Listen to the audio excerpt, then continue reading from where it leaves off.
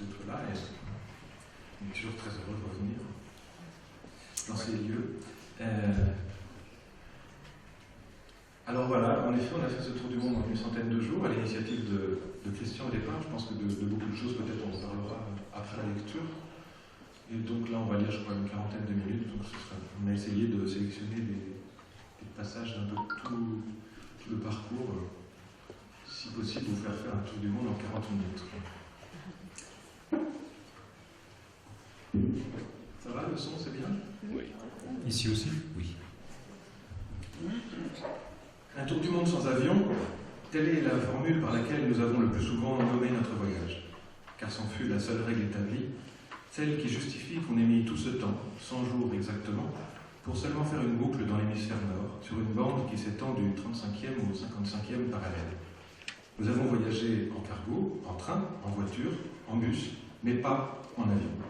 Nous avons suivi une longue ligne presque circulaire, d'est en ouest en partant de Marseille, traversant l'Atlantique, puis les États-Unis, le Pacifique et le Japon, la Chine et la Russie, puis l'Europe jusqu'à Paris, quelque chose comme le voyage de Phileas Fogg, mais à l'envers, et en un peu plus long, volontairement plus long même, à l'opposé presque du pari qu'il fit quant à lui de la vitesse et de la performance.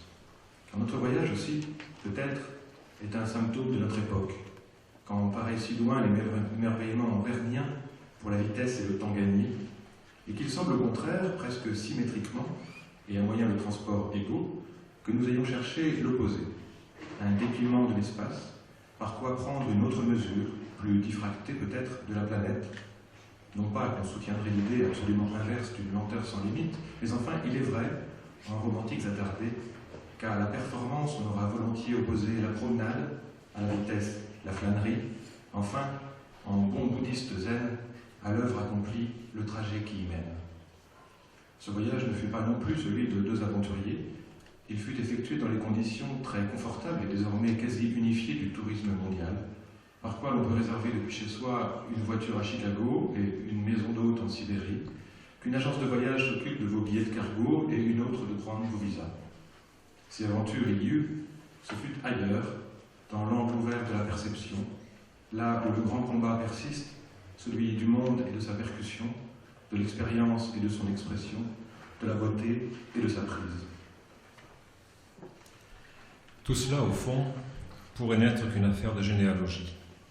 Deux arrière-grands-pères navigateurs, l'un des deux fils de paysans, jetés en pleine mer comme par hasard, et pour fort peu de temps, car mort à moins de 40 ans, l'autre rejeton d'une longue lignée de marins, Mousse, parti en Patagonie à 12 ans, puis commandant dans la marine marchande, ayant fait plusieurs fois le tour du monde, du Chili au Japon, de Singapour à Panama, deux ancêtres ayant vu du pays, comme on dit, figés sur les photos sépia, le regard porté loin, l'un corse, l'autre breton, et la fille d'un des deux, ma grand-mère maternelle, m'exhortant à devenir marin comme son père, et comme lui à voyager en Chine, au Japon et ailleurs. Ce que je fis, pour partie du moins, et m'apprête à faire à nouveau, traversant comme lui deux océans sur des navires de la marine marchande, et accostant à l'issue de la deuxième traversée, à Yokohama, comme il le fit souvent. Tout serait-il à ce point dicté? Fos-sur-Mer. Nous devions prendre le large cet après-midi, mais le départ est reporté de 36 heures. Comme nous n'y pouvons rien, nous nous efforçons de cultiver notre stoïcisme.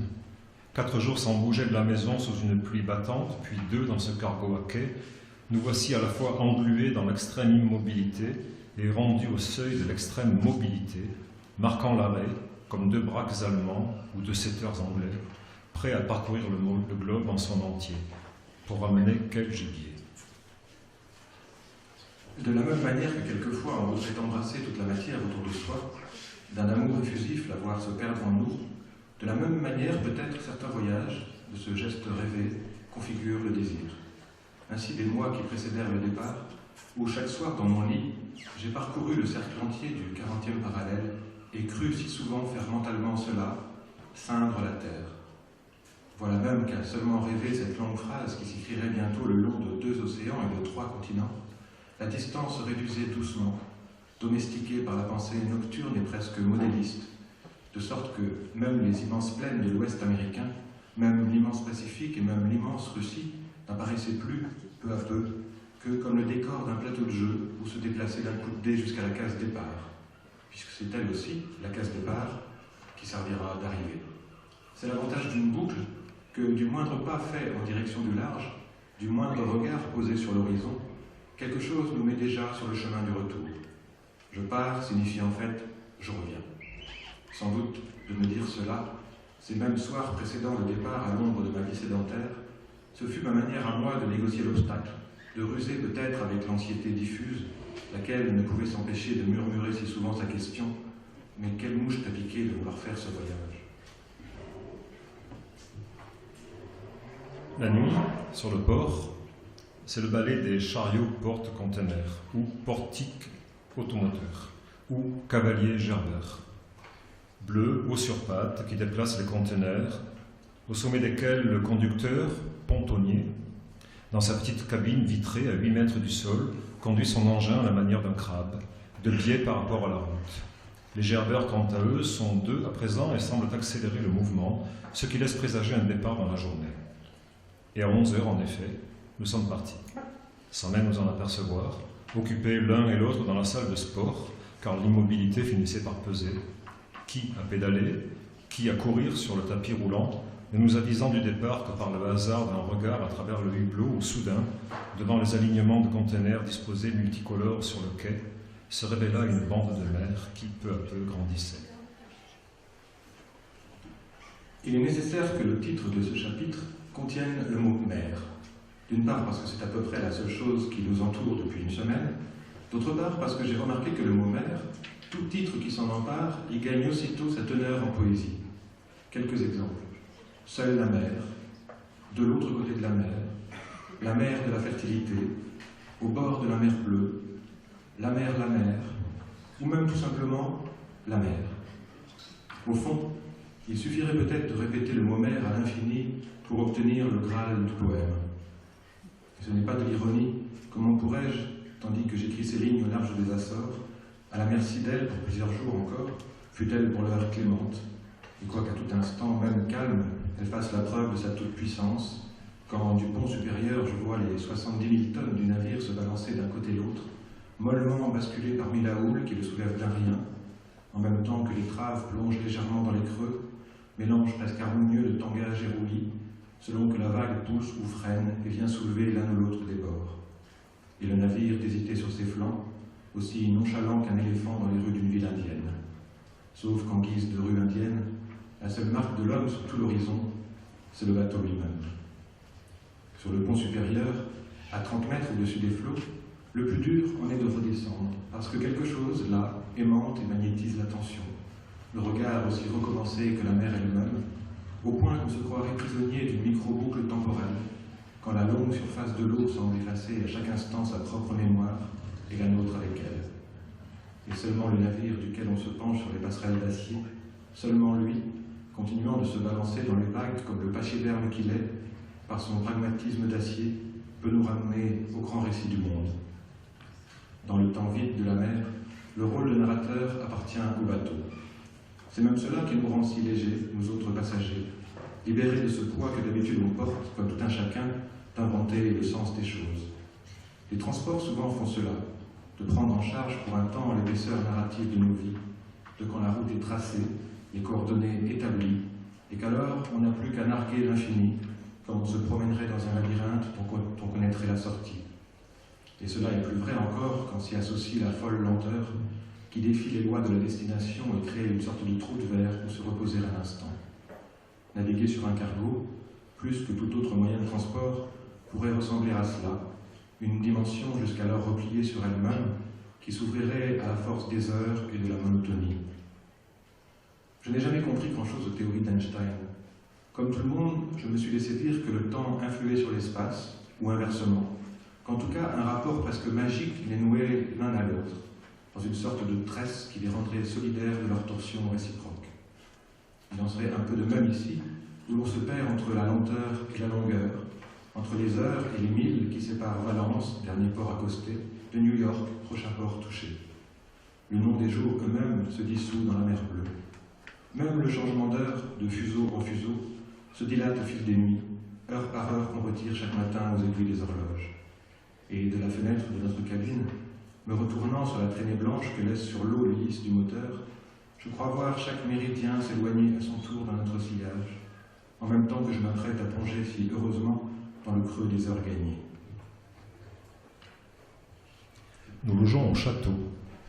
Ainsi nomme-t-on le bâtiment, sorte de petit immeuble où se trouvent cabines, messes, salles de repos, passerelles, etc. Et comme tous les châtelains, il nous prend parfois une envie de sortir, de quitter le salon tout confort pour aller parcourir l'étendue du domaine. Faute de grands escaliers à double hélice, nous empruntons les échelons métalliques extérieurs et descendons tout en bas. Faute de parcs gazonnés, de jets d'eau et de carrés floraux, nous longeons l'océan, n'ayant pas à franchement parler le sentiment d'y perdre au change, et nous dirigeons par la coursive vers le pont avant à 200 mètres de là. Le temps est idéal, le panorama aussi, entre la perfection géométrique des empilements de containers, les lignes brisées des perspectives de leurs blocs et des filins qui les maintiennent, les rondes ouvertures qui révèlent le bleu profond de la mer tout en bas, les enchevêtrements de jaune, de vert et de rouge vifs des échelles, poutrelles et autres structures métalliques qui partout se croisent et se chevauchent, le soleil blanc qui inonde le tout, et l'horizon grand ouvert dans le lointain éblouissant. Et puis le silence, dont on prend soudain conscience face au vent qui siffle à peine, loin de notre château, derrière lequel les systèmes frigorifiques des conteneurs font un boucan permanent, auquel on a fini par s'habituer, comme au roulement d'un train. Nous quittons à nouveau le château et descendons aux enfers, à savoir le royaume souterrain de la salle des machines. Adels, qu'on appelle aussi Jerzy, le chief engineer polonais, nous accueille dans son antre vert pomme et insonorisé, baigné d'une vive lumière électrique, envahi de cadrans, boutons et manettes en tout genre, à la fois le cerveau et le système nerveux central du navire. Je ne comprends pas toutes les informations qu'il nous donne. Elles se noient instantanément dans la profusion d'éléments qui agrippent l'œil et l'attention, les chiffres, flèches, croquis, données et schémas qui clignotent sur les écrans lumineux ou s'affichent sur les livres de bord grands ouverts. Je retiens juste que 2 générateurs sur 3 sont opérationnels. Son adjoint, un jeune russe austère et bougon comme beaucoup de Russes, qui le sera moins dès que nous échangerons quelques syllabes pour le redevenir aussitôt sa tâche accomplie, nous a accompagnés dans cet entrelac de machinerie énorme, générateurs, propulseurs, mélangeurs, compresseurs, phénoménal assemblage d'acier tout droit sorti d'un tableau géant de ferment léger ou d'une BD de Jack Kirby. Le bruit assourdissant en plus. On y fournit l'énergie nécessaire à la propulsion du navire, on y convertit l'eau salée en eau douce, on y produit l'électricité, on y fabrique ce qui permet au navire de fonctionner en autarcie. Tout est énorme, solide, fonctionnel, rassurant, rien ne peut arriver. On se prend alors arriver à une vie entière sur les mers, dans le confort du château et le rythme monastique des journées, ne tolérant que quelques escales rapides afin de s'approvisionner en denrées de base et faire le plein de fioul, et repartir ensuite, porté par la formidable et puissante machinerie dissimulée dessous, relié un océan à l'autre, sans but précis, grappillant 1 heure ou 2 de jour dans un sens et reperdant dans l'autre, toujours errant à travers mer, comme un cavalier mongol dans la steppe qui ondule à l'infini, comme lui devenant poreux à l'immensité du monde et nous laissant traverser par elle, l'immensité devenant alors l'image la plus sûre de notre intimité qui s'y sera noyée. Si j'appelle poème une certaine manière d'accueillir le monde dehors, et si cet accueil lui-même tient à la profusion offerte par lui, le monde dehors, alors l'Amérique, je crois, fait partie de ce poème. Non pas vraiment les États-Unis, ni même les Américains, plutôt l'immense drap tendu d'un territoire duquel on se prendrait à arpenter chaque plissement, de ligne en ligne, de courbe de niveau en courbe de niveau, dans une longue alternance où l'impression de se glisser dans ses plis le disputerait aux grandes visions panoramiques, quelque chose comme ces longues routes de Californie qui ondulent comme une série de vagues qu'on prendrait de face, nous déposant tantôt dans leur creux, tantôt sur leur sommet. Aujourd'hui, on traverse le continent et seul l'onomastique vient parfois témoigner du souvenir de peuplades originelles. De nombreux États, villes ou lieux-dits américains portent ainsi dans leur nom la trace de ceux qui les ont habités, mais de la plupart de ces peuples et tribus, il ne subsiste rien d'autre.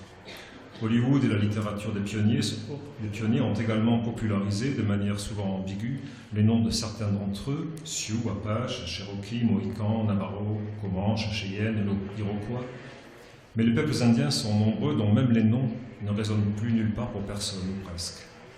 Il y a 2 ans, dans la région de Vancouver, j'avais été surpris du nombre de peuples dont je n'avais jamais entendu parler, ni même jamais lu les noms. Kinbasket, Okanagan, Nlakapamux, Stlatlinx, Kwakwakawak, Nutchanut, Ditidat. La conquête de l'Ouest canadien n'avait pas alimenté la même mythologie des pionniers que celle de l'Ouest états-unien, ni fourni la même onomastique des lieux. Mais le continent tout entier est un palimpseste, aussi bien qu'un cimetière. Dans l'imaginaire américain, celui des pionniers qui ont débarqué un jour de 1621 à Plymouth, Massachusetts, et dont les descendants n'ont eu de cesse de conquérir les nouveaux territoires qui s'ouvraient à l'ouest, le continent était un espace vierge à défricher, et les populations qui y vivaient de simples obstacles à leur volonté de puissance et de domination. De nos jours, les États-Unis se limitent pour beaucoup à la côte est et à la côte ouest. Les territoires entre les deux, après avoir surtout été dangereux, demeurant anecdotiques, méconnus ou méprisés. C'est en gros le pays des rednecks, des plaines à bétail et des électeurs de Trump. Alors on franchit l'Hudson River à New York, on traverse des milliers de kilomètres, 5200 plus ou moins, jusqu'à San Diego. On serait supposé ne rencontrer que du vide, des plaines infinies, des hautes herbes, des déserts, des crotales, des roches tarabiscotées, du maïs et du blé, avant de toucher enfin le Pacifique et de grimper sur un deuxième cargo. Comme si l'espace et le temps étaient comme rétrécis, voire niés. On sauterait en somme d'une façade maritime à l'autre, comme un avion, d'ailleurs la plupart font le trajet en avion, en gommant mentalement les milliers de kilomètres entre les deux et les siècles qui s'y sont écoulés. Or non. Nous aurons aussi voyagé dans les noms. Lors de notre itinéraire en voiture de Chicago à San Diego, nous aurons traversé les territoires Kaskaskia, Illinois, Moingwena, Ponca, Omaha, Pawnee, Arapaho, Oglala, Kiowa, Ute, Navajo, Hopi, Yayapai, Mojave, Cahuilla et Diegoña. Quand on commence à traverser l'Amérique, il est difficile de ne pas voir surgir, comme une ombre vaporeuse qui voilerait le soleil, le grand fantôme indien, de tout cela qui ne nous attendirent pas pour nommer chaque roche et chaque sente et chaque étang, et leur faire plus de place dans leur langue que nous dans les nôtres, ayant su nouer ensemble, comme personne après eux peut-être, langage et paysage. Si une chose a survécu au massacre des Indiens, c'est bien elle, la langue qui partout se venge et hante le territoire, partout se maintient jusque dans le nom des États, la langue qui distribue les paysages et la mémoire des lieux, surtout cela, la mémoire des lieux. Dans son si beau livre sur la langue apache, l'anthropologue Kate Basso écrivait cette chose que nous pressentons tous, mais que nous sommes heureux de voir formulée ainsi, que le savoir des lieux est connecté à la connaissance de soi, à la saisie de sa position dans le grand schéma des choses, garantissant à chacun le sens de qui il est. Peut-être sommes-nous plus heureux encore que cette phrase soit issue d'une longue méditation sur la langue indienne, sur sa manière si à part de dire le monde qui l'entoure et de faire de lui le récipiendaire d'une identité, comme s'il y avait là, dans ce nouage si intime entre matière et pensée, une manière de construire le sens autrement qu'en érigeant des villes et des églises, autrement qu'en équerrant l'espace, mais seulement en négociant cette relation si serrée à la nature, au point de faire se fondre incessamment langue, mémoire et paysage. Et il y a cela aussi avec les noms indiens, quelque chose qui en appelle la nomination infinie, peut-être par souci de révérence mémorielle, peut-être aussi par cette force acoustique des langues dont je serais bien incapable de m'expliquer le charme, peut-être enfin parce qu'il ne nous reste que cela, le poème des noms, soufflé par le grand rire indien qui s'étend tragiquement à la surface des sables, dans les déserts de l'Utah et de l'Arizona, de monuments de vallée et de grandes canyons, n'en finissant pas de troubler le paysage et de lui redonner sa profondeur de champ. Ainsi, conduisant notre voiture depuis le monde Cheyenne jusqu'au monde Hopi, nous avons comme déposé un sonar sur le capot, et chaque nom lu sur le bas-côté émet son nom qui rebondit sur le verre du pare-brise, là, parmi les plaines et les déserts, sur les rochers rouges du Colorado, dans les montagnes de Flagstaff, partout où toute chose se distribue selon les lois qu'on dirait coécrites de la géologie et de l'indianité. Peut-être l'Indien, comme l'écrivain, a appris à se consoler dans l'épaisseur des noms, en sachant que là, dans le langage, il possède un trésor qui le lie à plus fort que l'oppresseur, continuant de tisser par lui le nœud mémoriel qui maintient le sens et renouvelle la longue chaîne qui le lie à ce temps, désormais sans retour, où la vie, sûrement pénible et âpre, avait au moins le mérite de suivre son cours.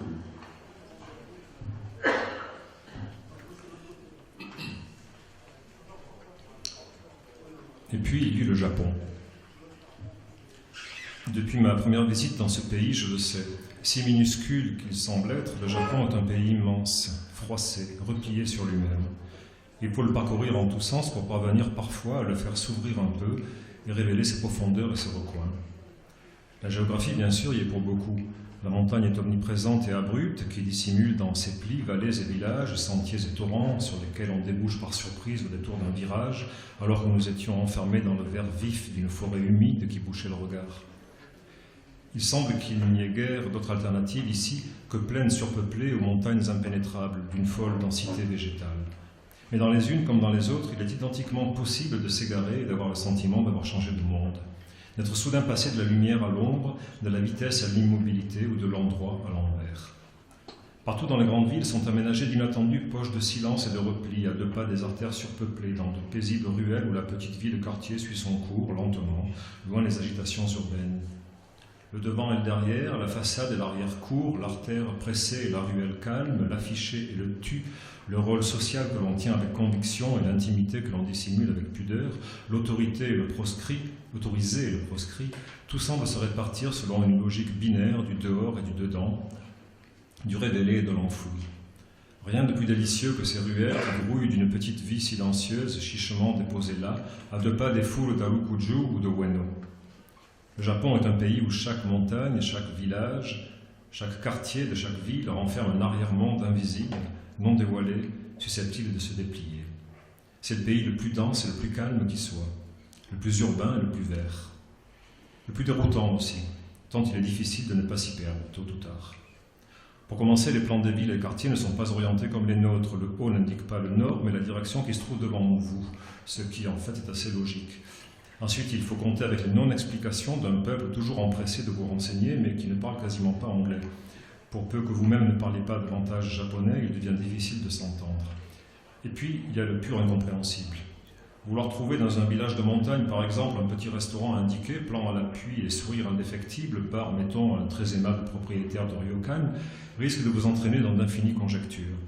Le plan pourtant est tout simple, vous sortez de ryokan, c'est 2 minutes à droite. Eh bien non. Ou alors ce serait à gauche, non plus. À plus de 2 minutes peut-être, 12, 20, non. C'est peut-être ici, ou alors là, ou nulle part. C'est comme le grain de beauté d'Albertine. Sur la joue, sur le menton, près de la lèvre supérieure, à la base du nez, Marcel ne sait plus. Le restaurant de sushi, au cœur de la montagne, avait-il soudainement disparu ou changé de place? Nous n'en savions rien et l'avions déjà baptisé Albertine à des sushis, lorsqu'il réapparut le lendemain matin sous la forme d'une maison banale, sans le moindre signe extérieur, qui eût pu nous laisser deviner sa fonction. Mais le plus facile pour se perdre est de décider d'arpenter le pays de manière vaguement erratique. Mettons que vous soyez à Matsumoto, au pied des Alpes japonaises, et que vous y louiez une voiture pour découvrir la région à votre aise.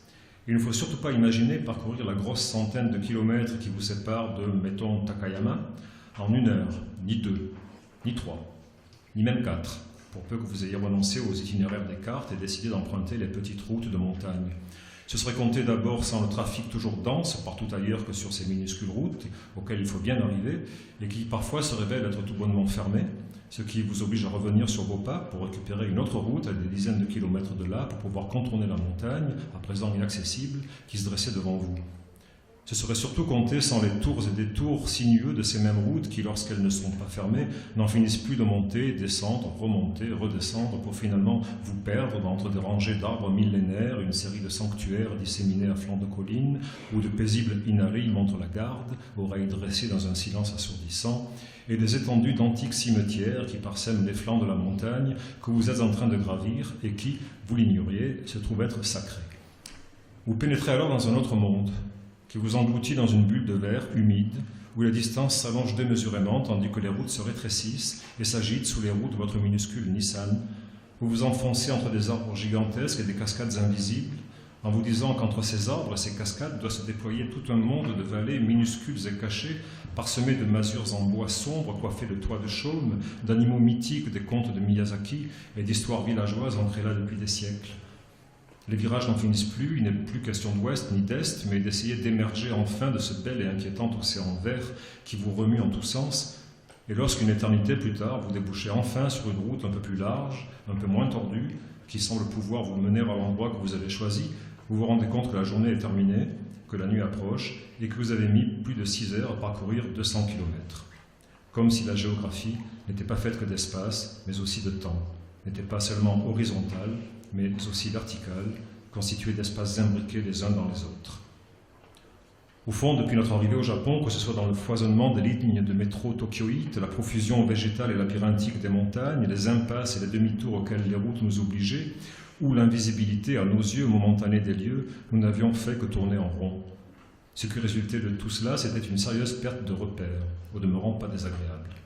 C'était surtout que les longues traversées plein ouest en voiture ou bateau, cap sur le soleil couchant, circumnavigation en tête, s'étaient bel et bien volatilisées dans les sortilèges du Japon, les allers-retours entre l'Est et l'Ouest, le Nord et le Sud, l'horizontal et le vertical, les arrière-mondes ménagés au cœur de ces villes, les sinuosités de ces routes, le dédale de ces forêts et les multiples origamis de sa géographie.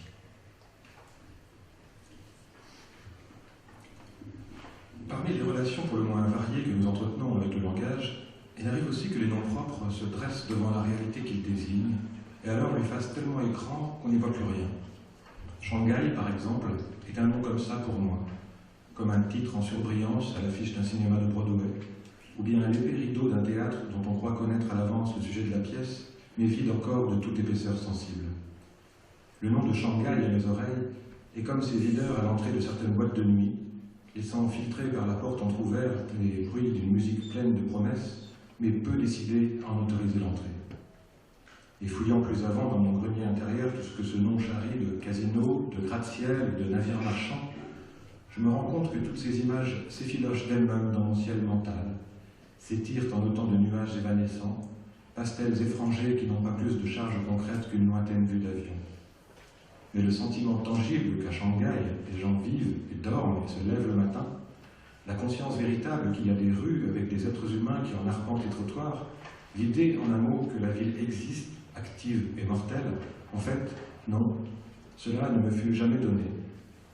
Je m'en suis aperçu au moment voulu, sur le ferry qui, du Japon, nous amenait vers le cœur de la ville, remonter le Yangtze-Kiang depuis l'embouchure de la mer de Chine, fendant l'eau boueuse à la vitesse maximale de 5 nœuds.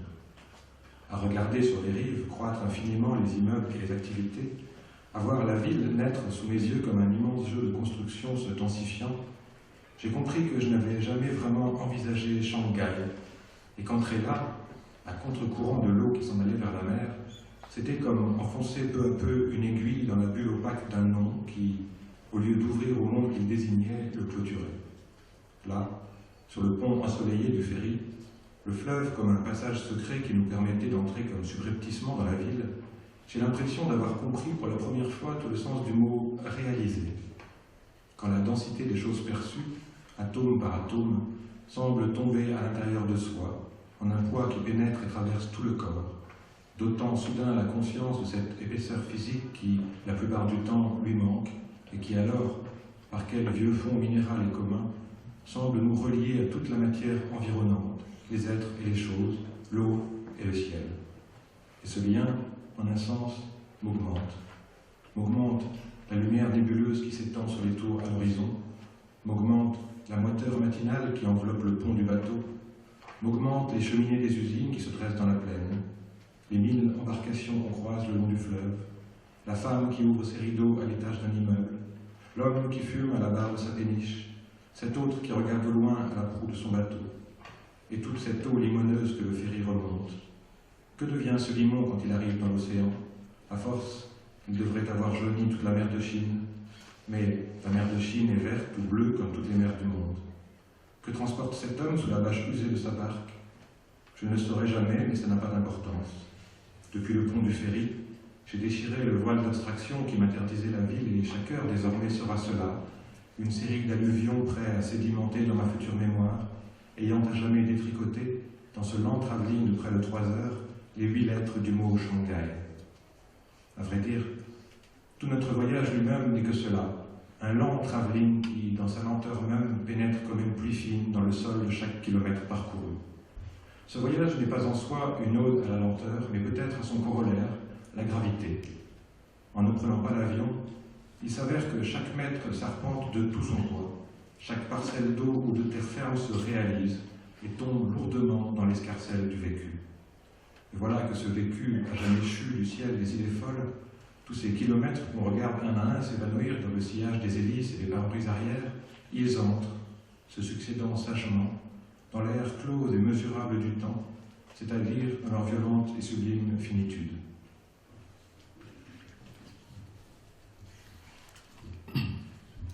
Avec les Russes, on ne sait jamais trop sur quel pied danser.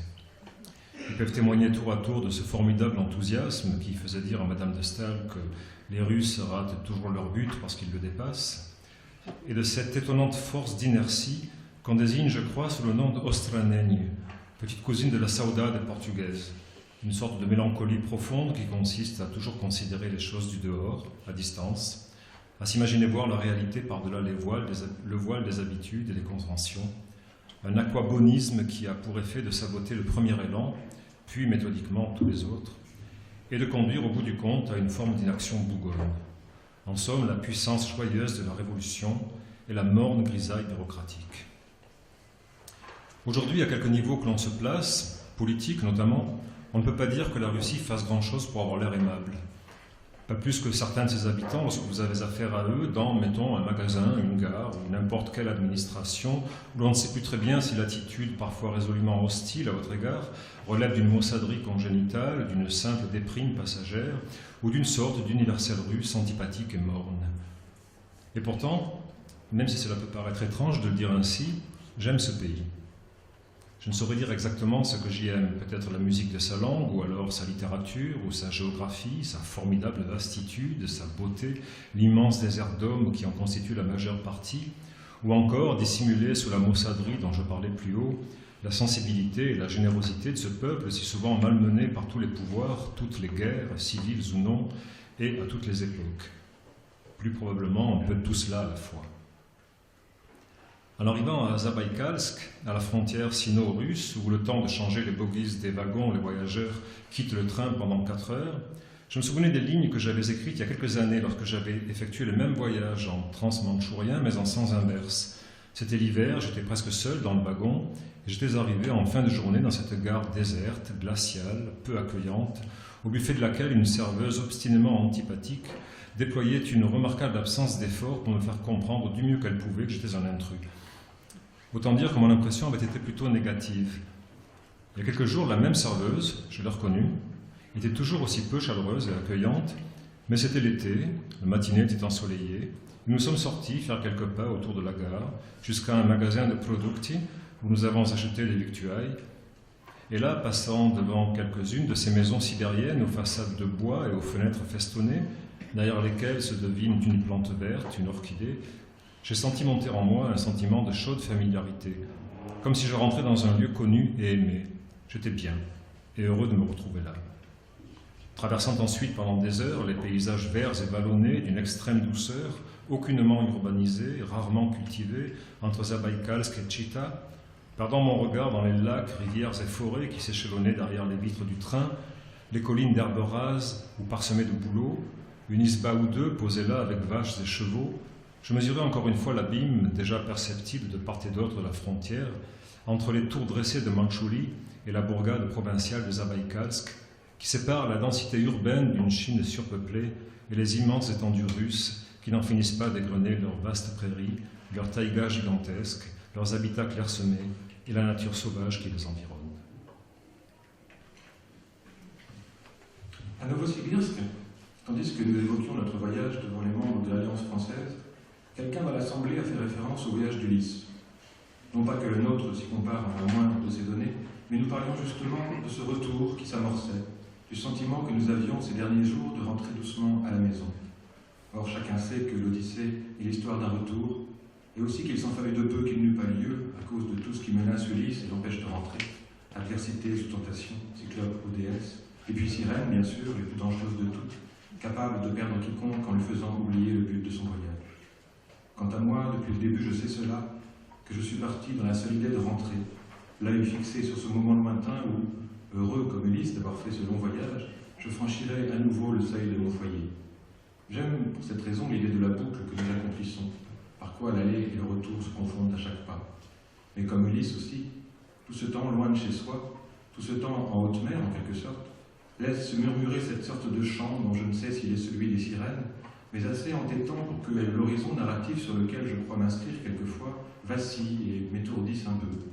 Ces dernières semaines, j'ai ressenti cela, cette légère brume intérieure de mes propres repères, comme une apesanteur dont je ne saurais dire si elle est seulement agréable ou bien si elle ne me laisse pas un peu perplexe, assez du moins pour que mon œil se fixe plus ardemment vers devant.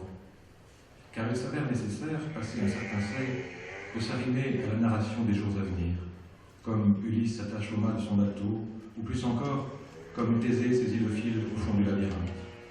En guise de fil, le grand train russe qui file presque droit sur 5000 km, le vieux et mythique transsibérien que nous empruntons depuis 2 semaines, est un allié de choix. Plus qu'un allié, il est à lui seul la configuration de l'esprit, sa géométrie secrète. À regarder passer les fonds blancs des doulots, je me demande si je suis autre chose que cette vitesse et cette scansion des gares dont je peine à déchiffrer le nom écrit en cyrillique. Je sais seulement que sur la carte de Russie, nous avons déterminé à l'avance tous les points par lesquels passent les droites qui pourront nous ramener chez nous, et qu'il est bon pour moi que ces lignes de train qui traversent l'immense taïga sachent lui imposer les rudiments de la géométrie.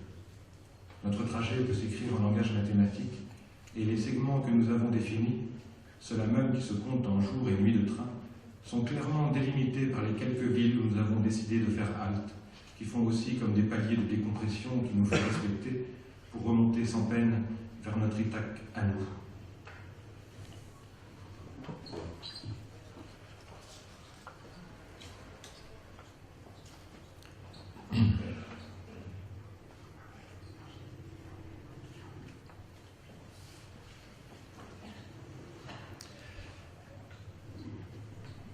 Ce soir, dans le bus Cracovie-Paris, tandis que depuis plus de 3 mois, nous filons plein ouest, encore et toujours plein ouest, embrassant d'un regard mental la rotondité de la Terre, la boucle en train de se boucler, toujours courant à faible allure, dans la certitude de son inaccessibilité derrière ce soleil qui 100 fois aura devant nous plongé dans les mers, les océans, derrière les montagnes, les lacs et les forêts, et 100 fois sera réapparu dans notre dos pour nous dépasser et nous entraîner à sa suite. Ce soir, dans le bus Cracovie-Paris, pour peu qu'on ferme les yeux, quelques images finissent par surgir. La nageoire caudale d'une baleine qui s'enfonce dans les eaux atlantiques, la terrasse chez Tom et Valérie qui ouvre sur Jersey City, Hoboken, le sud de Manhattan et l'embouchure de Hudson River. Nous deux à vélo dans Madison Avenue. Les canyons du Colorado avec Warren et Marie. Les roches et les ocres spectaculaires de Monument Valley. Une scène du Sunchaser de Chimino vue sur un téléphone. Une bière au soleil couchant sur le pont du Tigris, quelque part sur le Pacifique. L'arrivée à l'aube dans la baie de Yokohama aux collines ourlées de brume. Les dîners préparés à Tokyo par Akira et Michel. Un cimetière perdu dans les Alpes japonaises. Le dur musée d'Hiroshima. L'île fantôme de Gungenshima. Les platanes de Shanghai. Une vendeuse de souvenirs au point le plus haut de la Grande Muraille. Les fleuves, les lacs, les forêts, les belles immensités russes après la frontière chinoise. La lumière sur les crêtes des vagues du Baïkal à Oust-Bargouzine. Le bateau sur le lac, l'eau que nous y avons bu et l'œil noir des Nerpas. Les isbas enfoncés dans les rues d'Irkoutsk. Les bouleaux blanchâtres du Transsibérien. Les escaliers et les collines de Nijni Novgorod.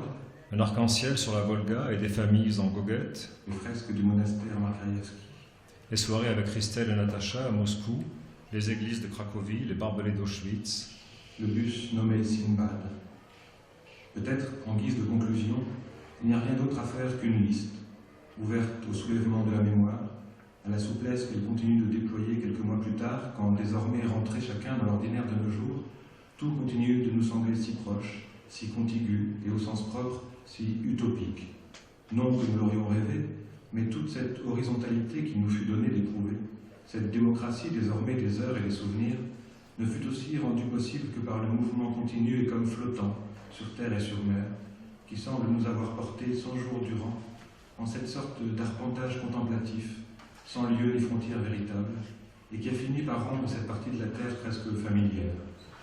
Ne pas prendre l'avion aura aussi créé cela, un abandon quasi végétal à l'espace, tissant avec le sol une sorte de lien organique comme de pure matière, dont notre esprit lui-même, si souvent, a eu l'air de naître et de procéder. En cela, ce livre ne se voudrait pas autre chose qu'une énième production de la plus ancienne expérience de la vie sur Terre, à savoir une photosynthèse.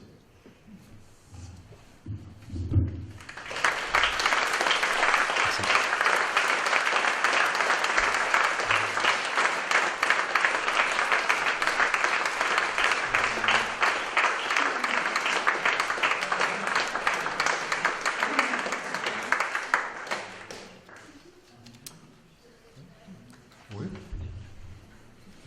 diaporama qui s'est lancé, qui suit la chronologie du voyage, qui se passe de commentaires, je pense. Enfin, ou du moins qui susciterait des commentaires, on n'en finirait plus. Et puis, il y a Bernard Martin qui devrait arriver un peu après.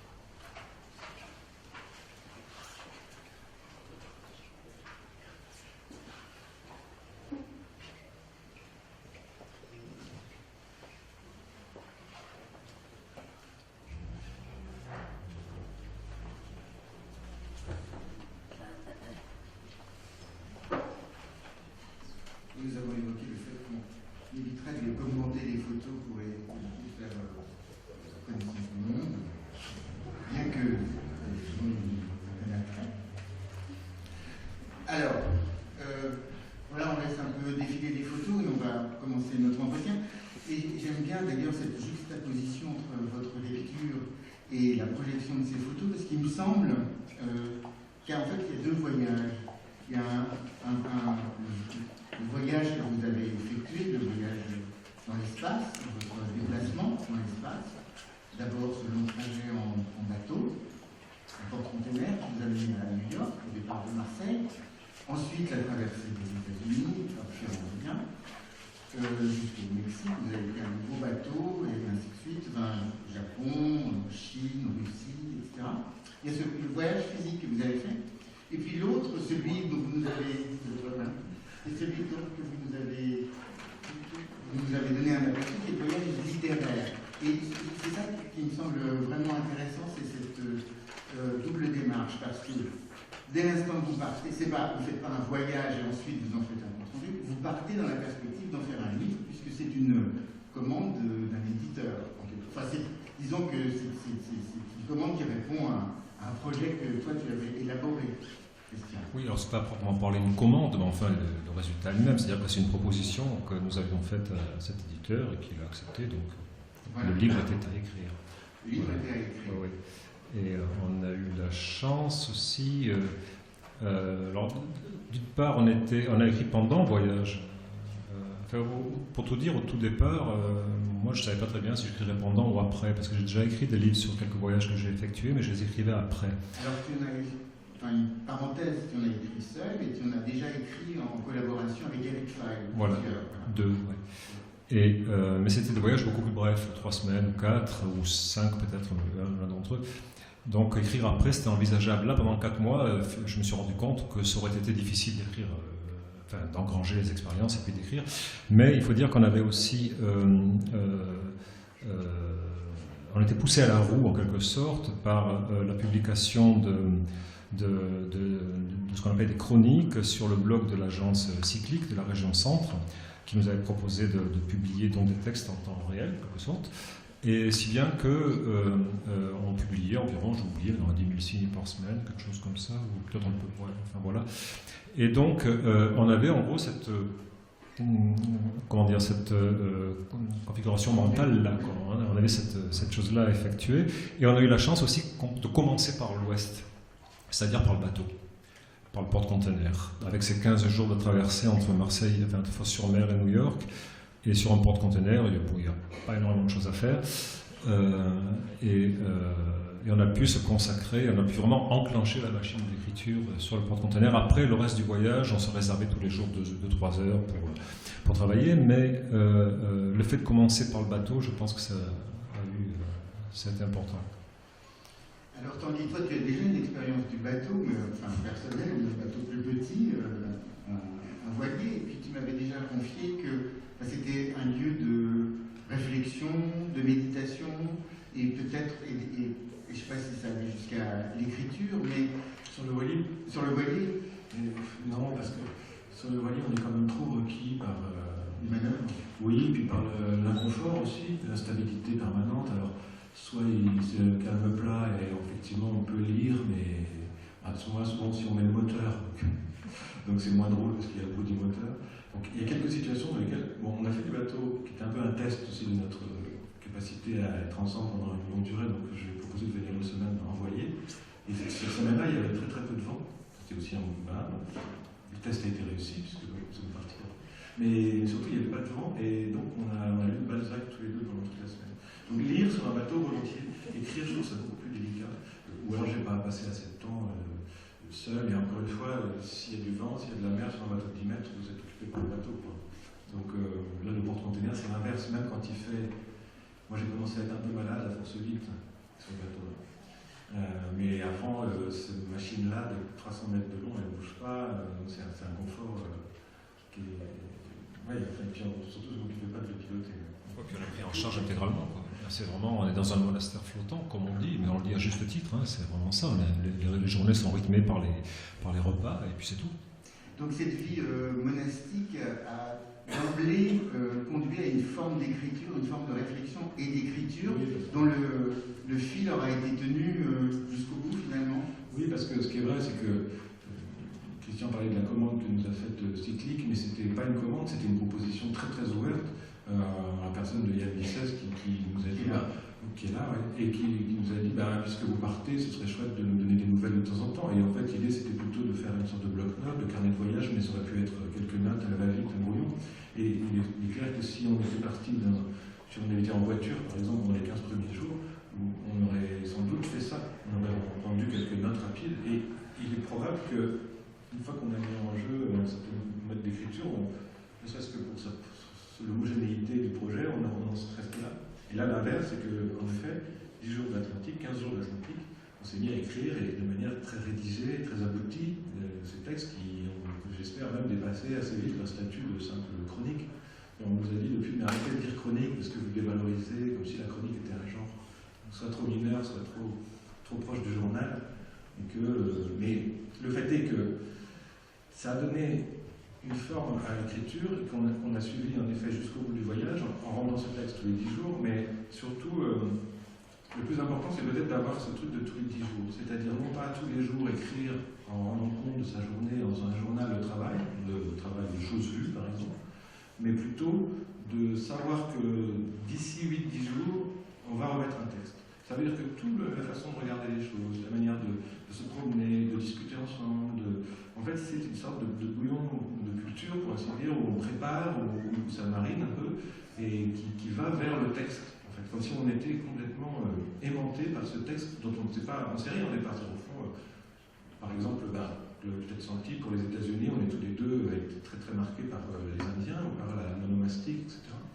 Mais c'est à la fois une réalité objective de ce trajet, mais c'est aussi un angle qui petit à petit a pris le pouvoir sur les autres, c'est aussi le fruit de nos conversations, et à ce jeu-là, en fait, les textes étaient, ça j'espère qu'ils sont un peu la ligne de crête ou l'émanation de tout ce qu'on pouvait ressentir, en sélectionnant, en créant des angles, bien sûr, et à chaque fois, il y avait ça, c'est-à-dire être dans la vie en se disant c'est quoi la ligne de force, c'est quoi la base continue, l'humeur souterraine de cette semaine, de cet endroit-là, de ce paysage, etc. Donc essayer alors, peut-être moi je suis encore plus là-dedans, Christian, dans l'esprit, parce que comme j'ai pas l'habitude de traiter avec le monde réel, je me sentais encore plus obligé d'être dans ce caractère très impressif des choses. J'arrivais pas, on en parlait plusieurs fois. Christian n'a pas peur d'un certain prosaïsme, c'est-à-dire par exemple de poser des données concrètes. Je pense qu'on le sent encore dans les textes des fois, mais de rendre compte en fait. Moi j'ai toujours peur de ça, ou je n'ose pas, bref. Alors ça ne veut pas dire que ça fait des textes noirs et blancs, mais ça fait juste pour ajouter cette impression. Moi j'ai peut-être vécu encore plus ce sentiment-là. Non, mais c'est vrai qu'au départ, on s'était dit d'ailleurs, au départ, tu étais un peu tanguy, tu étais un peu pas sur la défensive, mais il y avait une espèce de légère inquiétude, disons, qui faisait jour en disant oh là, moi je ne m'occuperai pas du réel, je te le laisse. Alors. Le chapitre qui s'appelle l'écrivain. C'est lui. C'est lui, justement. Et donc, mais en fait, très vite, ça s'est révélé. Ça ne s'est pas passé comme ça, vraiment, quoi. Même si, évidemment, on n'est pas dans les mêmes mondes, dans le même univers littéraire, pour dire la chose rapidement. Et nos proses se reconnaissent un peu. Je dis un peu parce qu'on a déjà parlé, de nombreux articles, de nombreux entretiens également ont donné lieu à des suppositions de la part des journalistes ou des intervieweurs en attribuant tel passage à tel ou tel autre d'entre nous, et presque invariablement, ils sont trompés. Donc, alors il y a des passages dans le livre où on nomme l'autre. Hein. Alors évidemment, lorsqu'on nomme l'autre, on sait bien que c'est le premier qui écrit.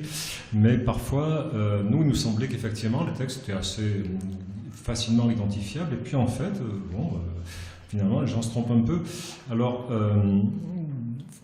finalement, Tanguy aussi a donné à voir, évidemment, il s'est aussi coltiné le réel, bien entendu. Et finalement, il y a une espèce de, je dirais pas d'osmose, mais enfin oui, il y a quelque chose un peu comme une osmose dans la mesure aussi où ces textes font écho à, comme il le disait, des conversations que nous avions, parce qu'on a passé 4 mois ensemble quotidiennement, je veux dire. Donc c'est aussi l'écho de ce qu'on a vécu, de ce qu'on a intériorisé, de ce qu'on a échangé, et comment tout cela a mûri, une espèce de macération à l'intérieur de nous, qui a donné ces textes-là, qui finalement alors, ne se confrontent sans doute pas. Il y a des échos et des passerelles inattendues, parce qu'on se donnait les textes à lire avant de les envoyer. C'était ma question. Oui. On se donnait les textes à lire. Avant et puis, la publication sur le site de Cyclique. Oui, voilà. Alors par exemple, je sais pas, j'ai en tête un des premiers textes sur l'arrivée à New York où, on est écrivain, alors forcément on est lecteur, alors évidemment on a des références, bon voilà. Dans nos 2 textes, il est question de l'Amérique, de Kafka, de Karl Grossman qui arrive à New York avec l'ange qui tient non pas un flambeau, mais avec la statue, je veux dire, qui tient non pas un flambeau mais une épée, comme l'ange du paradis. Mais on a parlé tous les deux de cette chose-là, mais sans se le dire. Enfin, et puis il y a parfois dans nos textes des points de jonction, des passerelles qui se font jour, et c'est très bien. Ça témoigne aussi d'une espèce d'expérience commune qui se révèle c'est pas un livre avec 2 compartiments hyper cloisonnés et étanches, quoi. Alors vous viviez de nos expériences, hein, mais vous les retranscriviez de façon différente selon ce schéma de tous les 10 jours. Et tu l'as évoqué, les univers littéraires sont différents, enfin très différents, vraiment dans le roman. Les formes de Christian sont plus variées. Il y a des romans, des récits de voyage, des nouvelles, des fantastiques, des poèmes, et puis des traductions. Voilà, un univers très vaste. Quand vous dites, vous étiez avant ce voyage le lecteur de l'autre, et est-ce qu'il y avait aussi une affinité littéraire, quelque chose qui pouvait faire que vous pouviez envisager de façon favorable ce voyage, non seulement pour des raisons humaines de s'apprécier, mais aussi pour des raisons littéraires, sachant que vous découvririez de l'autre face aux mêmes expériences que vous viviez, des formulations différentes, que vous apprendriez quelque chose du fait de côtoyer un autre comme ça dans la même expérience. Il y a plusieurs choses dans la question. Le fait de se lire avant, oui, enfin partiellement, parce qu'en fait, alors, au début, on s'est rencontrés ici même, il y a 6 ans. Tout est parti de la Baule. Il faut bien le dire.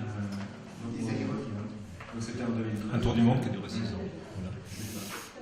Et en fait, à cette époque-là, on ne se connaissait pas, donc, et on ne s'était pas vraiment lu. C'est là qu'on a commencé à se lire. C'est suite à notre rencontre ici à la Baule. Et puis, dans la foulée de ça, sympathie oblige, on s'est mis non seulement à se lire, mais en plus, Christian m'a proposé ce projet. Donc, au fond, la lecture mutuelle et la rencontre littéraire, elle s'est faite, tout s'est fait de manière concomitante.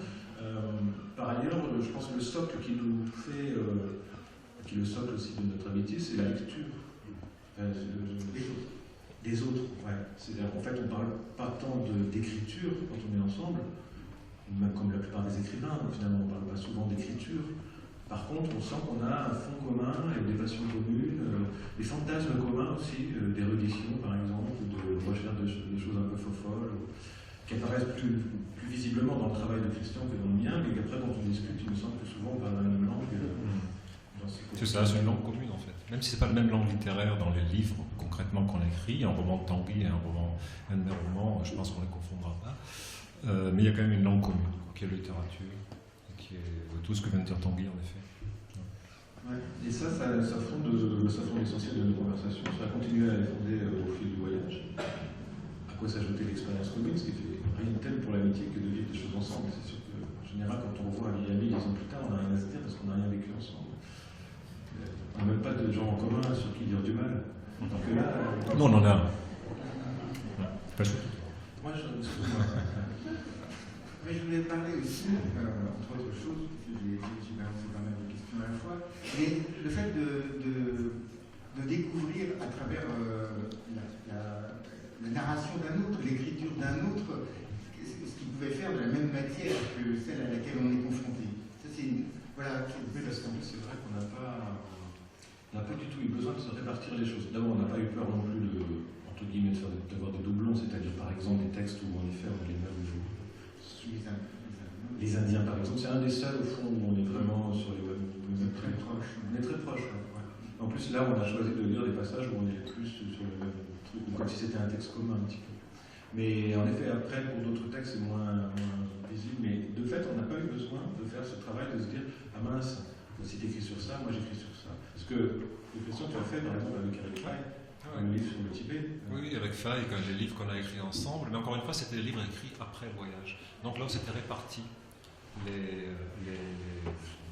textes, ou du moins les sujets, ou les thèmes, ou les lieux, ou les idées qu'on voulait aborder. Quoi.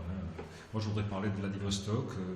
Moi aussi, alors on fait un chapitre chacun sur Vladivostok. Enfin, voilà, ça, on argumentait, on s'organisait comme ça. Mais c'était écrit après aussi. C'est peut-être différent. Et nous, on n'a pas eu besoin effectivement de se repartir le rôle. Ça s'est fait de manière. Pour toutes les raisons qu'on vient de développer aussi, c'est-à-dire que comme on savait quelles étaient nos différences littéraires, on n'avait absolument pas peur d'aller vers le même monde, les mêmes choses, sachant qu'on ne traiterait pas de la même manière, même si par endroits, bien sûr, il y avait des espaces communs, partageables, mais c'est vrai qu'au début, j'ai un peu, d'ailleurs je le dis de moins en moins, mais la première fois qu'on a fait une rencontre et tout ça, je noircissais un peu le trait en disant, en fait, le réel c'est Christian, l'intériorité c'est moi. Ouais. Et ce qui me satisfaisait moyennement, parce que oui, ça présupposait une absence d'intériorité, si tu veux. En fait, non, mais c'est vrai qu'en plus, ça a toutes les chances d'être un peu une hiérarchie implicite. Et donc en fait, ça ne marche pas. Mais simplement, moi, c'était ma manière à moi de me rassurer sur mon territoire d'écriture. Quand j'ai commencé le voyage, très vite, ça s'est noyé. Et comment dire, ce que tu essayes de dire sur le fait de se nourrir des textes de l'autre, en fait, plutôt, ça, je ne saurais pas le dire parce que j'ai l'impression quand même quand on écrivait ensemble, on écrivait en même temps. Moment, c'était pas je te fais lire mon texte et puis ensuite toi tu vas en écrire. Donc ça ne me déplaçait pas forcément. Et même quand l'un avait écrit plus vite que l'autre, en général on attendait que l'autre écrit pour se faire lire. Donc cette simultanéité faisait aussi qu'on n'était pas dans un rapport de complément.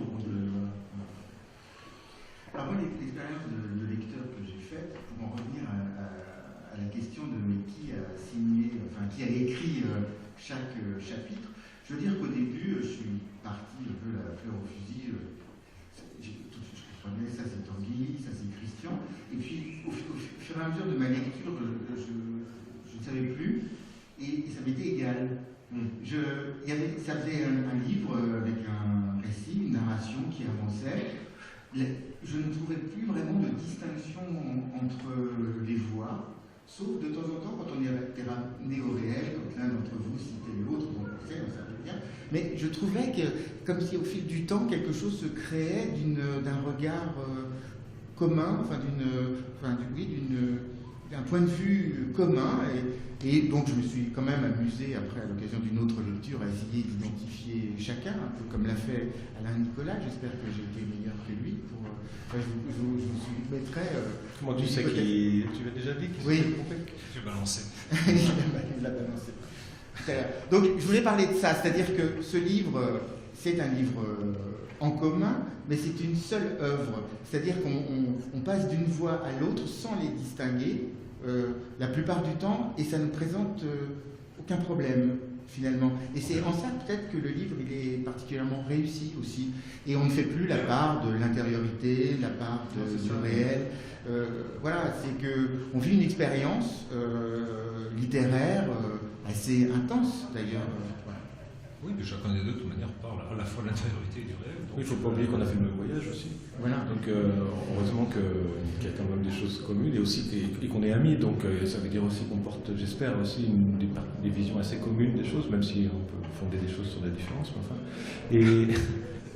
Et par ailleurs, il est possible là-dessus que sans qu'on s'en rende compte, l'osmose ou l'imprégnation de l'autre travaille en souterrain, et donc c'est pas forcément à la lecture des textes de l'autre que l'écriture change, mais c'est à cette promiscuité qu'on a vécue quand même ensemble, qui devient aussi une manière d'être, enfin je sais pas, d'être tout le temps à deux, parce qu'on était vraiment tout le temps ensemble pendant ces 4 mois. Et je pense que ça doit aussi, je sais pas comment dire, mais enfin c'est plutôt un compliment sur la réussite de notre entreprise si en effet petit à petit les textes s'individuent. Surtout ce qui compte, c'est le plus important, c'est qu'on s'en fiche assez vite. Ouais. Alors que je comprends qu'au début, on a envie, parce que bon, vous aurez compris qu'on a fait ce choix de ne pas signer les textes, alors qu'ils sont en effet tout à fait écrits individuellement, mais là on a choisi de lire ce qu'on avait écrit chacun en l'occurrence, mais à la limite on aurait pu jouer le jeu inverse, enfin c'est pas... Mais... Donc voilà, les textes n'étant pas signés, je comprends qu'au début il y a cette petite envie de dire, de jouer à la devinette. Et c'est un peu d'ailleurs une question qu'on s'était posée, faut-il ou ne faut-il pas signer les textes? Parce qu'il ne faut pas que ça devienne un jeu de piste permanent, parce que ça peut être même presque désagréable comme expérience pour le lecteur au bout d'un moment. Donc il faut qu'il oublie ça assez vite. Et donc c'est réussi, enfin, c'est ma lecture. Il y a un dernier point sur ça, c'est vrai, c'est que c'est une remarque qu'on s'était faite il n'y a pas si longtemps en réfléchissant à ces questions que tu nous poses là, mais c'est qu'en fait, cette conversation infinie qu'on avait toute la journée était quand même comme une espèce de brouillon des textes qu'on écrivait. Donc c'est pas étonnant qu'au fil des textes, ils soient de plus en plus imprégnés de l'autre, parce qu'on a vraiment l'impression qu'on n'avait pas de carnet de notes, on a très peu, moi je t'ai pas fait prendre des notes. Non, tu n'as pas pris de notes. Toi, tu as publié quelques notes dans la revue Décapage ou dans le dossier. On voit certains de tes carnets. Ah, c'est vrai, oui, mais enfin, c'était pas forcément les carnets liés au... Ah si, oui, c'est parce que j'ai fait un carnet de voyage, mais ça c'était pour ramener à ma petite famille. C'est parce que je collais tous les tickets, voilà, et puis j'écrivais quand même, mais de manière plus prosaïque cette fois. Ouais. Ça fait des jolies choses parce que ça fait des albums avec plein d'étiquettes, tout ça. Et puis... Chacun a une activité parallèle. Moi je prenais des photos et Tanguy tournait des films. Voilà, photos qui continuent à défiler derrière. Tanguy prenait les films. C'est le deuxième tour là. Oui, on est à nouveau en Amérique. Et donc voilà, c'est pour dire, c'était le fait qu'on ne prenait pas beaucoup de notes, en fait, c'est cette conversation qu'on avait qui fait que ça ne m'étonne pas qu'au fil du temps, les textes soient poreux, si je peux dire, l'un à l'autre. Alors, vous avez évoqué là des sujets qui vous avaient intéressés tous les deux, comme cette trace des Indiens. Les peuples ont disparu, mais ils restent dans les noms des lieux. Et puis, il y a tout ce que vous n'avez pas traité, c'est-à-dire, c'est là qu'il y a 2 voyages. Il y a donc ce dont je parlais au début, le voyage littéraire et le voyage réel que vous avez effectué, et dont les photos sont la trace. C'est-à-dire, vous avez aussi visité certains lieux touristiques, disons. Vous avez fait aussi un voyage touristique, mais celui-là, délibérément, vous n'en parlez pas. Bon, on ne s'est même pas dit qu'on n'en parlerait pas, parce que c'est pas venu là. Hein. C'est vrai quand nous sommes allés, je sais pas, on a visité la cité interdite à Pékin, le Grand Muraille. Il y a trois on en parle un peu d'ailleurs, le Grand Muraille, mais le pavillon d'or à Kyoto, enfin des choses comme ça, mais donc des lieux très touristiques, dont on n'avait pas du tout l'intention de faire l'économie, pourquoi ne pas les visiter, enfin. Mais ça n'a pas appelé de texte, on n'en a même pas parlé. Même quand tu fais cette remarque, j'aurais même pas fait attention qu'à ce point, c'était pas délibéré en tout cas. Ça, ouais. Monument Valley, le Grand Canyon, des endroits hyper connus, hyper touristiques, par lesquels nous sommes passés, qu'on nomme parfois au détour d'un texte, peut-être pour Monument Valley en tout cas, mais c'est vrai que ça n'a pas appelé. Non, mais l'enjeu littéraire était ailleurs, quoi. On ne s'empêchait pas d'aller voir les lieux en question, mais c'est pas ce qui nous sollicitait le plus, j'imagine, pour... C'est pas faute d'y avoir vécu des émotions assez intenses. Ah oui. Par exemple, Monument Valley, pour moi, c'est un des moments les plus, je les plus denses, les plus intenses. On est arrivé à l'heure parfaite, vers 4h, 5h, là, quand la lumière commence à tomber. Pour ceux qui connaissent, bon, le sable un peu rouge et tout ça, c'est vraiment monumental. Et il n'y avait personne. Moi, je veux dire... mais alors ça, c'est... Je ne sais pas quoi faire avec ça dans l'écriture. Oui, il y a un passage quand même sur le paysage américain, sur le... mais pas forcément sur... Et même l'émotion produite par un endroit...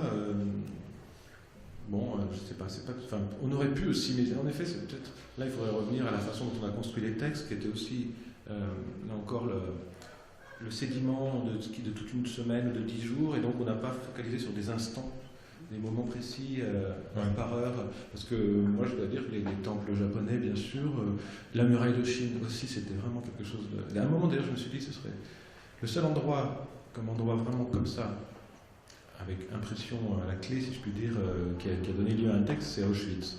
Mais parce qu'en fait, on ne pouvait pas ne pas parler d'Auschwitz, on a choisi de terminer le...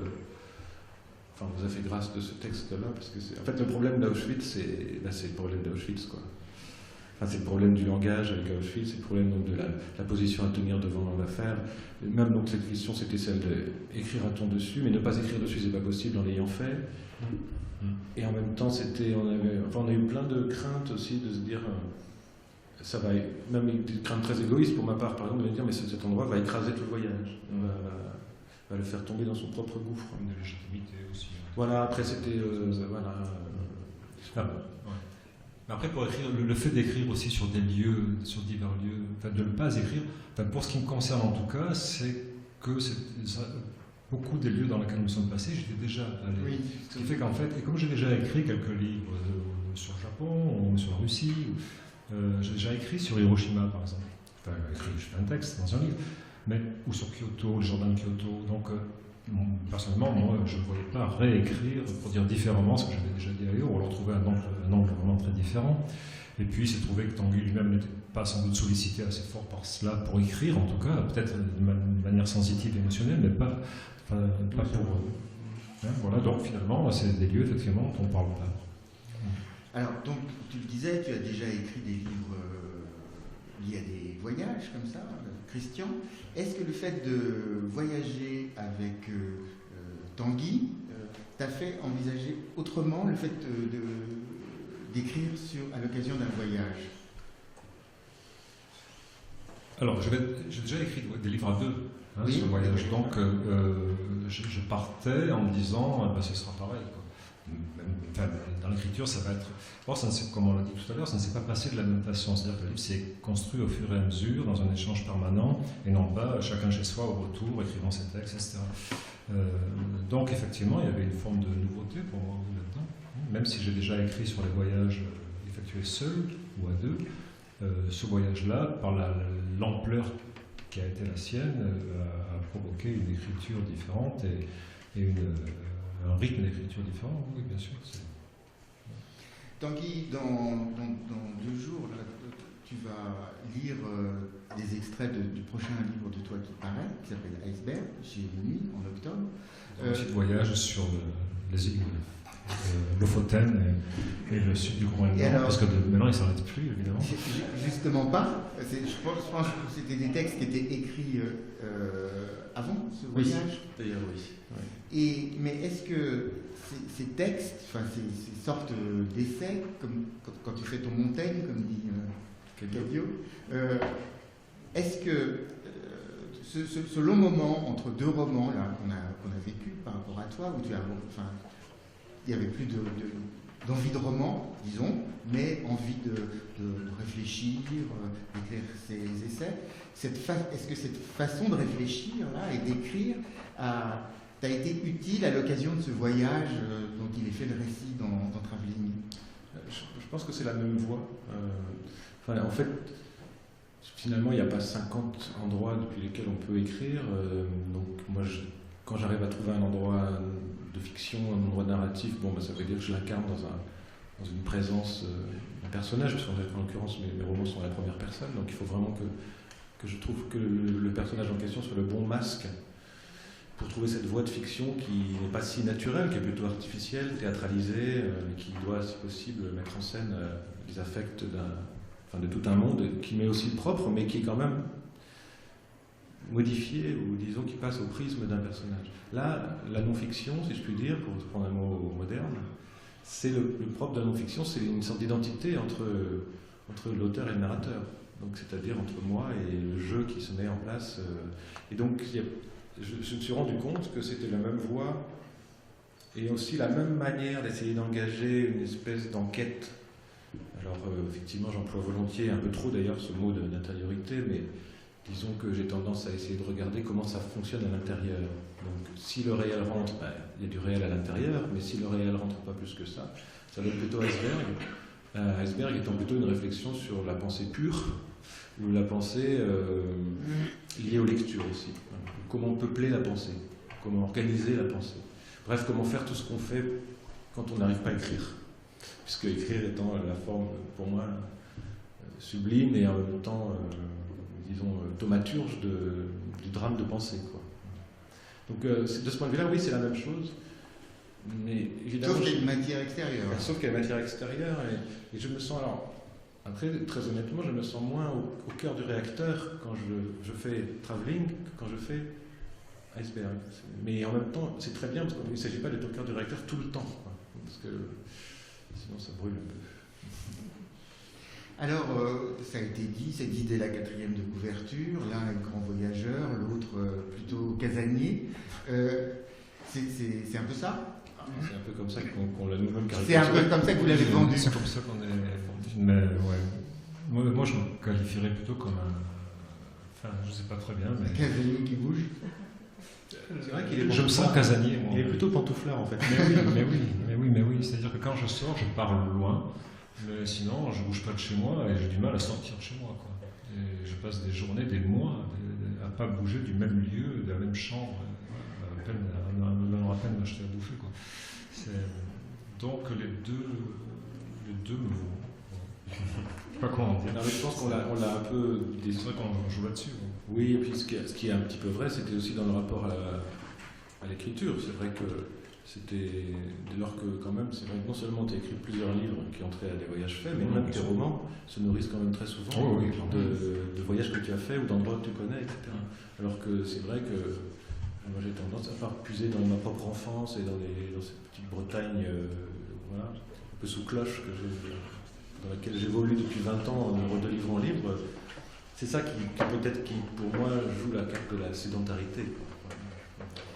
Une sédentarité aussi imaginaire, mais est-ce que ce voyage, pour toi, Tanguy, ça a été l'occasion de découvrir des paysages que tu avais décrits dans La disparition de Jimmy Sullivan, de découvrir en vrai des paysages que tu avais décrits sans les avoir vus?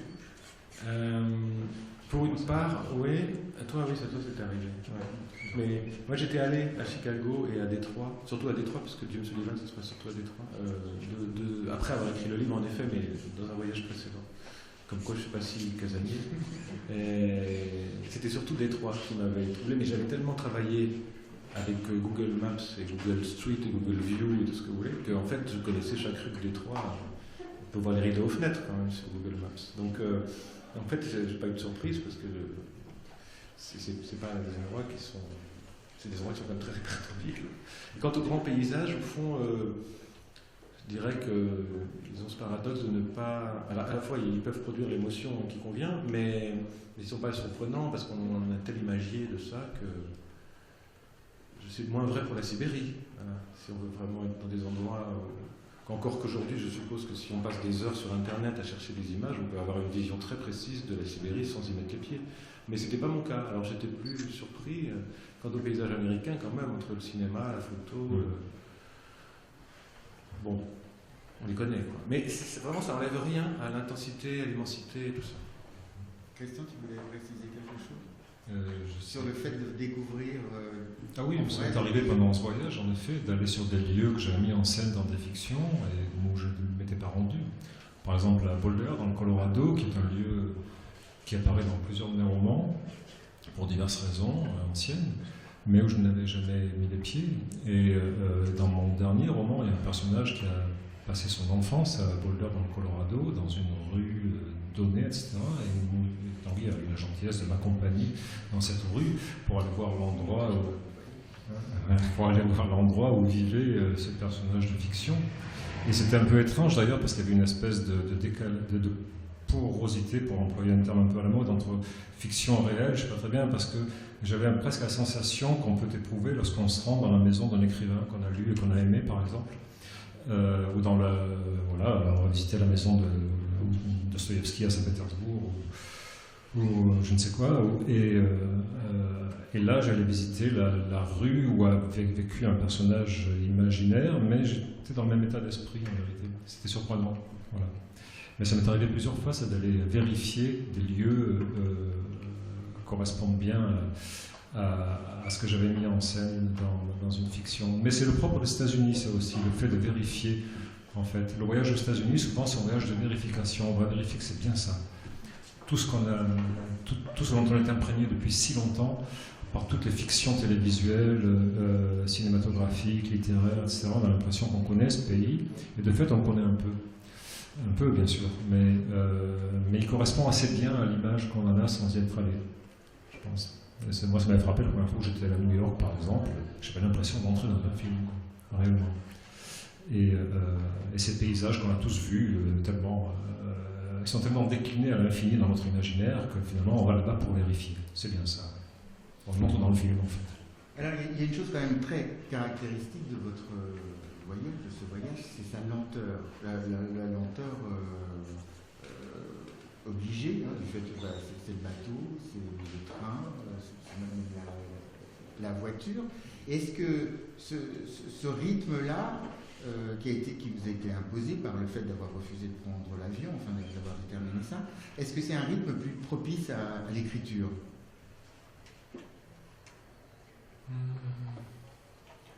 C'est devenu un thème de l'écriture, en tout cas, pendant un moment. Je ne sais pas très bien, sans doute. En tout cas, ça a aidé à l'écriture, c'est sûr. Parce que ça a entraîné le fait donc, de traverser un océan, 2 océans, pendant 15 jours, donc d'avoir 15 jours de bleu ou de gris devant soi et énormément de temps. L'expérience en porte-container, c'est une expérience. En fait, ce qui nous a le plus convoqué dans ce voyage, quand même, c'est l'expérience, je crois, du porte-container. L'un et l'autre, c'était inédit pour l'un comme pour l'autre, et on a été absolument enthousiasmés par ça.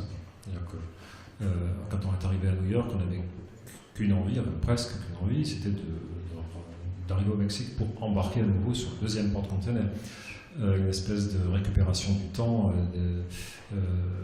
ces journées qui s'étendent à l'infini, ces journées de 25 heures, parfois même une de 28 d'ailleurs, où on est sollicité par rien, par personne, et qu'on occupe à notre guise, donc ce temps qui devient élastique et dans lequel on s'englue avec plaisir, avec délice. Il y a une espèce d'addiction qui se crée, et il est vrai qu'on était très, très, très, très marqué par ça. Et donc, cette lenteur-là, on l'a intensément mesurée dès le départ du voyage, quoi. Alors, ça a forcément influé sur l'écriture, je pense, bien entendu. Oui, je pense que c'est le fait, que je crois que j'ai un peu évoqué déjà dans ce qu'on a lu, tout ça, c'est le fait de la boucle et le fait du mouvement permanent. Enfin, même si on a fait des stations, puisque notamment dans les villes, bien sûr, on est resté 2 jours ici, 3 jours là, mais ça donne, sur les 4 mois, on a quand même le sentiment d'avoir eu une vitesse quasi constante, parce que justement des moyens de transport qui étaient assez lents. Et même s'il y a des différences entre un train et un bateau, mais il n'empêche qu'il y a toujours ce truc de... Enfin, le livre, on l'a appelé travelling pour cette raison-là, celui d'avoir l'impression d'avoir fait quand même 35 000 km derrière une vitre à regarder le monde passer, quoi. Que ce soit les vitres de la passerelle du porte-container, les vitres du Transsibérien, les vitres de la voiture aux États-Unis, mais il y avait cette idée qu'on faisait un panoramique, enfin, comme on appelle un travelling, pardon, très, très, pas si lent, mais quand même assez lent et surtout très droit autour de la Terre. Et pour moi, je pense que c'est très important au niveau de la superstructure du livre, c'est-à-dire le sentiment que la narration était prise en charge par ce mouvement et que donc j'avais aucun problème, les problèmes majeurs que je rencontre quand j'écris un roman, c'est-à-dire de composition, d'arrêter le bloc-temps, de comprendre quel est le sens du livre, ce qui fait que je passe mon temps à fourmiller avec un tas de fragments. Bon, là, cette espèce de ligne continue et de vitesse permanente et constante, moi, c'était très rassurant pour moi, dans l'écriture. Voilà. Est-ce que c'est ce qui fait l'écriture? Oui, je pense aussi, puisque comme on disait, on s'est rendu compte qu'on écrivait à ce rythme-là, de cette façon-là, parce que cette vitesse-là. Donc en fait, tout était assez vite lié, voilà, bien sûr. Et aussi, ce qu'on disait sur le fait Là, peut-être c'est pour ça qu'il n'y a pas de lieu touristique très particulier, parce qu'il n'y a pas d'arrêt sur image, en fait. Il y a un mouvement, que un mouvement. C'est très agréable pour l'écriture de ce genre de choses, parce que ça évite aussi, en effet, de ce qui est arrivé quelquefois, mais d'être là. Enfin, moi, à vrai dire, mon problème, c'est quand je dis que je ne suis pas dans le réel, c'est que si je me mets devant quelque chose et dis, bon, maintenant il faut écrire, ça me rend aphasique. Mais vraiment, ça me rend... je suis perdu, je sais plus... j'ai l'impression de... Je suis un grand lecteur de Francis Ponch, par exemple, mais je suis très admiratif de ce travail-là, c'est-à-dire d'être là devant la chose et d'essayer d'en tirer la moelle dans le langage, enfin de faire revivre la chose dans le langage. Voilà, c'est une panique profonde. Et donc, je pense que je fais du roman parce qu'il y a une mise en mouvement, donc il faut que je l'aime mentalement, et peut-être ce voyage, travailler ça.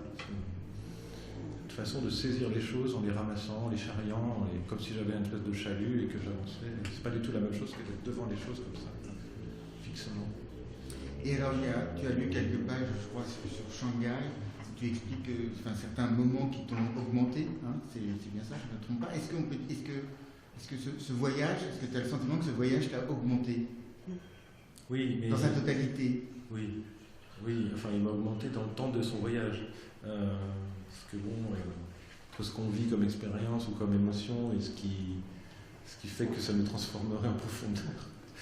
Quand même, moi je pense que j'ai comme une parenthèse qui s'est refermée le lendemain de mon retour. Enfin, je veux dire, quant à la nature même de ce que je suis, et c'est pas faute d'essayer de changer, hein, mais malheureusement, c'est plus compliqué qu'il n'y paraît. Alors, c'est sûr qu'il y a une augmentation objective des données et de la perception de la Terre. Mais cette augmentation, paradoxalement, c'est aussi une domestication de l'espace. Donc c'est aussi une réduction. Aujourd'hui, la Terre m'apparaît plus petite qu'avant de partir. L'espace fantasmatique était ouvert à l'infini, où le Japon me paraissait... je ne pouvais pas mesurer, en fait. C'est ça, en fait, on a vraiment pris la mesure, enfin, ce qu'on a essayé de dire dans le livre. Et cette mesure, elle a un double... Tu vois ce que je veux dire? Elle est un peu... Oui, elle nous augmente, mais... Je me demande quand même si c'est pas le contraire. Si petit à petit, si les choses ne sont pas mangées par la conscience plutôt que la conscience augmentée par les choses. Christian? Toi, tu as déjà beaucoup voyagé, on l'a dit, ça c'est un fait objectif, tu as beaucoup voyagé, Oui. Tu as découvert beaucoup de pays, tu t'es attardé dans certains, tu as écrit, etc. Est-ce que ce voyage-là, toi, t'a apporté quelque chose de spécifique par rapport aux autres que tu as pu faire? Je ne saurais pas le mesurer, sans doute, mais je ne saurais pas le mesurer par rapport à d'autres voyages, mis à part le fait qu'il a duré beaucoup plus longtemps. Mais là, pour cela, précisément, c'est un peu comme ce que vient de dire Tanguy, c'est-à-dire que le fait qu'il a duré beaucoup plus longtemps, je pensais que ça me bouleverserait au sens propre du terme, me mettrait sens dessus-dessous, de manière plus évidente, quoi. Or, c'est vrai que 2 ou 3 jours après, c'était comme un voyage de 3 semaines. C'est difficile à dire, hein, comme un voyage de 3 semaines, c'est absurde, mais j'ai pas senti une remise en question radicale de ce qui faisait mon rapport précédent au voyage, mais j'ai déjà pas mal voyagé, en effet, notamment dans beaucoup des lieux où nous sommes allés. Mais chez moi, ça correspond à, comment dire, ça fait partie... C'est un imaginaire enfantin, le voyage chez moi, familial et enfantin, et c'est presque une directive, je crois dans le premier texte que j'ai lu, j'en parle, c'est presque une directive familiale, quand tu seras grand, tu voyageras, quoi. On m'a dit ça, hein, quand j'étais enfant, à plusieurs reprises. Tu seras marin aussi. Je ne l'ai pas été, mais enfin, je voyageais sur un bateau, quand même, de la marine marchande, comme mes 2 arrière-grands-pères, enfin. Donc il y a vraiment il y a quelque chose, il y a une réponse à une injonction enfantine dans le voyage, moi c'est certain, et dans le désir. Et alors, je suis à la fois casanier, comme on le disait tout à l'heure, mais il est vrai que pour me sentir vraiment à l'aise, il faut que je sois extrêmement casanier en ayant des projets de voyage devant moi, quoi. Voilà. Et c'est à peu près toujours le cas, donc ça tombe bien. Mais ce voyage-là en particulier, il n'a pas remis en question mon rapport au réel, au monde, à l'intériorité, pas plus que d'autres voyages plus brefs que j'ai pu effectuer dans d'autres endroits du monde, ou dans ceux-là même d'ailleurs, des régions qui sont très fortes pour moi, comme autour du Baïkal par exemple, dont on parle dans le livre évidemment, ou le Japon en général, voilà. Ou les paysages de l'Ouest américain que je trouve totalement fascinant. On parlait, Tanguy en parlait tout à l'heure. C'est vrai qu'on en parle peu dans le livre, on en parle un peu, mais ça a été ça a été un véritable choc, quand même. C'est vrai. Surtout peut-être pour Tanguy, qui ne connaissait pas du tout ces endroits-là. Moi, je les connaissais, mais malgré tout, c'est vrai que... Enfin voilà, pour répondre à ta question, non, je ne dirais pas que c'est une remise en cause de ce qui précédait. Alors c'est quoi ton prochain voyage? De Montevideo à Puerto Williams, c'est-à-dire le sud de la Patagonie. Est-ce que tu as déjà fait? Non. Ah non? Non, je ne connais pas Montevideo, je ne connais pas l'Argentine non plus, en revanche je connais un peu le Chili. Mais il se trouve que, c'est ce qu'on disait tout à l'heure, par exemple dans un de mes romans, qui s'appelle Selon Vincent, il y a un personnage qui au départ prend un ferry qui va de Punta Arenas à Puerto Williams, et à la fin, ce personnage, je vous livre un spoiler, on dit aujourd'hui, mourra à cet endroit-là. Et cet endroit, je ne m'y suis jamais rendu. Donc là, je vais aller vérifier. Je vais aller vérifier, voilà. Et donc voilà, c'est le prochain, cet hiver, là, au mois de janvier ou février, je ne sais pas encore très bien. Quoi. Alors vous avez fait un voyage, c'est ma dernière question, uniquement dans l'hémisphère nord. Est-ce que, Tanguy par exemple, tu aimerais recommencer cette expérience d'un voyage, enfin, littéraire, s'entend, pas un voyage touristique, enfin, ça nous concerne moins. Je pense que c'est toujours une affaire, chez moi ça restera une affaire d'occasion. Là, l'occasion, c'était présenté et d'entraînement.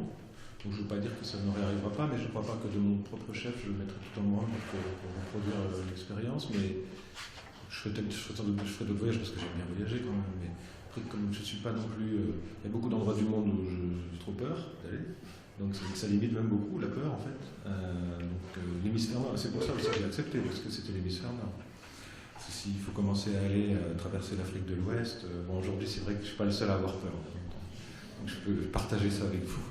Mais même, je dois dire, même l'Amérique du Sud, quoi, c'est des endroits qui me font peur, hein, même si je pourrais. Donc, à part la Scandinavie, peut-être le Groenland, mais... La Suisse italienne peut-être. Et l'Autriche, oui. Ok, ben, merci à vous. Merci.